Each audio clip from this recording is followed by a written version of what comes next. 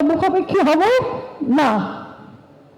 আল্লাহ আমাদের রিজিক দিবেন, আল্লাহ আমাদের সম্মান দিবেন, আল্লাহ আমাদের প্রতিষ্ঠিত করবেন, আল্লাহ আমাদের নিরাপত্তা দিবেন। না কোনো সরকার, না কোনো ব্যক্তি আর না কোনো প্রতিষ্ঠান আমাদেরকে গড়ে দিতে পারবে। বাংলাদেশে এটা কখনোই পসিবল না। আমরা গত 16 বছর 17 বছর পরেও 5ই আগস্টে এতগুলো বাচ্চা নির্মমভাবে হত্যা হওয়ার পরেও যখন মাত্র 1-2 বছরে জুলাই সনদকে কার্যকর করা না হওয়ার জন্য না হতে পারে, যখন রিট করা হয়, তখন আমরা এগুলোই দেখতে পাই। এই দেশে ইনসাফ কায়েম করতে যে হাদির মতো বিদ্রোহীরা, হাদির মতো বিপ্লবীরা শহীদ হয়ে যায়, কিন্তু তার বিচার হয় না। তার বিচার যে করবে সেটার আমরা আশাও দেখি না। এবং তার খুনি একদম খোলামেলা ঘুরে বেড়ায়, তাকে 1 ঘন্টার মধ্যে কেউ, মানে অন্য সবকিছু 1 ঘন্টার মধ্যে অ্যারেস্ট করা গেলেও হাদির খুনিকে কেউ খুঁজে পায় না। তাহলে এই দেশ আসলে, এই দেশের আকাঙ্ক্ষা এরকম একটা দেশ দেখার জন্য কি আমাদের সন্তানেরা এরকম করে গুলিবিদ্ধ হয়েছিল? কখনো না। তাহলে আমরা কি নরম হয়ে যাব? আমরা প্রতিবাদ করে ছেড়ে দিব? আমরা কি এরকমই থাকবো? আমরা কি হতাশ হব? না। আল্লাহ বলেছেন মুমিন কখনো হতাশ হয় না, তার জীবনটাই হচ্ছে একটা লড়াইয়ের জীবন।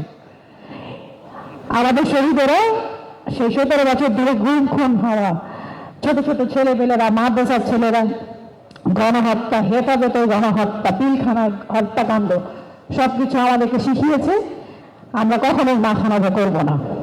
দেশপ্রেম আমাদের সবার আগে ছিল, ইসলাম আমাদের জন্য সবার আগে ছিল, সেটাই থাকবে। আমরা যদি আমরা তখনই হেরে যাবো যদি আমরা মনে করি যে আমাদের এই শহীদ হয়ে যাওয়াটাই আসলে শেষ, আমার বাচ্চা অথবা আমার বাবা অথবা অন্য কেউ শহীদ হয়ে যাওয়াটাই হচ্ছে আমার শেষ গন্তব্য। আমাদের শেষ গন্তব্য হচ্ছে জান্নাত, সুশীতল জান্নাত, যার নিচে দিয়ে ঝর্ণা দ্বারা প্রবাহিত, যেখানে কোনো দুঃখ কষ্ট নাই, যেখানে আপনার আমার সমস্ত ইচ্ছাকে আল্লাহ পূরণ করবেন। তাহলে সেই জান্নাতে যাওয়ার জন্য আমাদের কি কাজ? আমাদের শহীদের পরিবারগুলোর আসলে কি কাজ? আমরা কি আল্লাহ ছাড়া আর কারোর কাছে সাহায্য চাবো না? আমরা আল্লাহ ছাড়া আর কারোর কাছে সাহায্য যাব না। এই 5ই আগস্ট পরবর্তী, গণহত্যার পরবর্তী যে সিচুয়েশন, সেই সিচুয়েশনে আসলে অনেকেই হতাশ হয়ে যায়, অনেকেই হতাশ হয়ে যাচ্ছেন যে এই দেশে মনে হয় আর কিছু হবে না। কিন্তু মুমিনের জীবন আসলে এটাই, আমাদেরকে অন্যায়ের প্রতিবাদ করতে হবে। আমরা দেখি যে জুলাইয়ের চেতনা আসলে কি, জুলাই কেন আমাদের বাচ্চা, এত ছোট ছোট বাচ্চাগুলা জুলাইকে ধারণ করেছিল, জুলাইয়ে তাদের নিজের জীবন বিলিয়ে দিয়েছিল। তার পেছনে 2টা রিজন।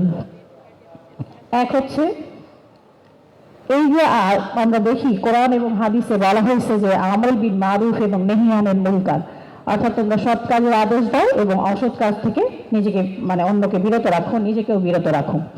কিন্তু একটু খেয়াল করে দেখবেন, যখন পিলখানা হত্যাকাণ্ড হলো তখন আমরা কেউ প্রতিবাদ করি নাই।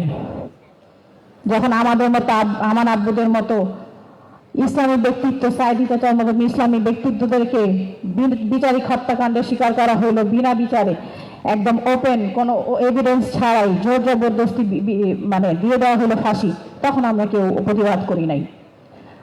এই প্রতিবাদ না করতে করতে আমরা ফ্যাসিস্ট হাসিনাকে একটা মনস্টারে পরিণত করেছিলাম, যে মনস্টার আমাদের পরবর্তীতে জুলাই দেখতে হইল। আমাদের ক্লাস 7-এ পড়া, 8-এ পড়া, 9-এ পড়া, ক্লাস 4-এ পড়া, 1-এ পড়া, 4 বছর 5 বছরের শিশুকেও নির্বিচারে গুলি করতে তাদের একটুও বাঁধেনি। কেন বাঁধেনি? কারণ হচ্ছে আমরা নিজেরাই এই অন্যায়ের প্রতিবাদ না করে করে মনস্টার তৈরি করেছিলাম।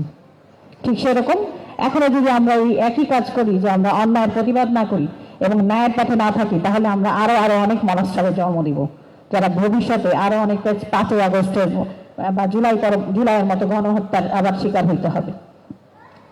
তাহলে আমাদের করণীয় কি, বা হচ্ছে জুলাইয়ের চেতনা কি? জুলাইয়ের চেতনা হচ্ছে ন্যায় বিচার, ইনসাফ, গণতন্ত্র এবং বৈষম্যহীন একটা সমাজ, যেখানে কাউকে বিচার পাইতে হইলে তাকে কারো রিলেটিভস হইতে হবে না, তাকে এলিট শ্রেণীর হইতে হবে না, তার ক্ষমতা থাকা লাগবে না।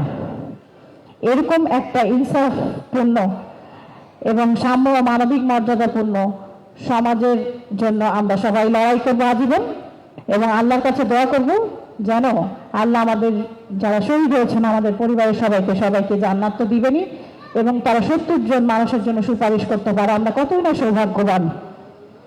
আল্লাহ তাদেরকে শহীদ হিসেবে কবুল করুন এবং আমরা আজীবন আমাদের শহীদদের চেতনা হচ্ছে আজীবন আমরা একটা ইনসাফপূর্ণ ও সাম্য মানবিক মর্যাদাপূর্ণ সমাজের জন্য লড়াই চালিয়ে যাব। আল্লাহ আমাদের সবাইকে সেই তৌফিক দিন, আমিন। সবাইকে আসসালামু আলাইকুম।